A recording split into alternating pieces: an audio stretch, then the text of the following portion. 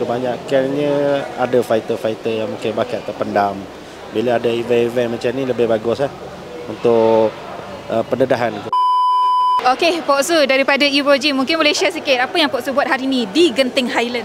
Okey, Assalamualaikum. Hari ni kita datang support kita punya fighter dari Evo Gym sendiri untuk event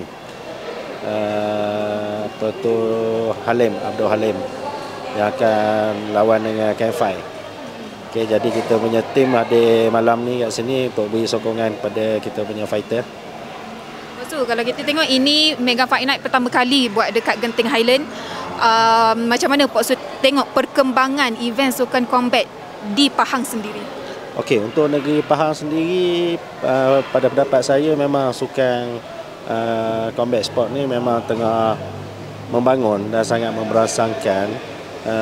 Dan kat sini kebanyakannya ada fighter-fighter yang mungkin bakat terpendam.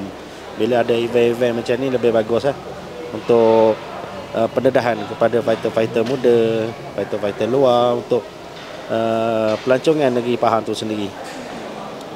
Genting Highland salah satu tempat pelancongan dekat sini. Mungkin harapan Pok Su mungkin akan lebih banyak lagi event combat sport dilakukan dekat tempat-tempat pelancongan. Kita ada Cameron Highland juga, Genting Highland. Dan menurut Pok Su sendiri macam mana? Okey, untuk saya sendiri memang setujulah untuk event-event yang besar macam ni, boleh katakan international events. Ni dilakukan tempat-tempat pelancongan lah, macam kita ada di Janda Baik, di Cameron Highlands, Genting Highlands sendiri, ataupun mungkin di pulau-pulau, Pulau Pangkor sendiri ke macam mana. Dan sangat bagus untuk pelancongan negeri.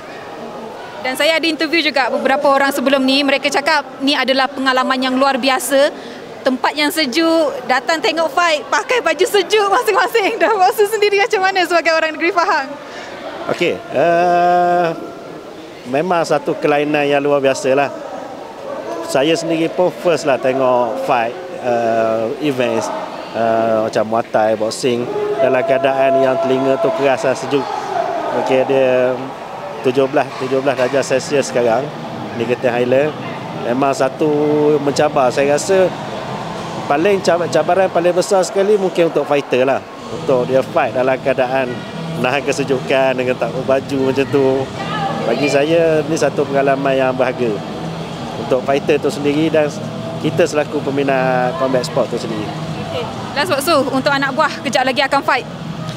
Untuk anak buah saya, Abdul Halim, tim Evo, doakan laku yang terbaik. Ambil ini sebagai pengalaman, menang kalah tu ada pertandingan. Jadi go luck for Halim untuk malam ni. Alright, okay. Terima kasih Pok Su.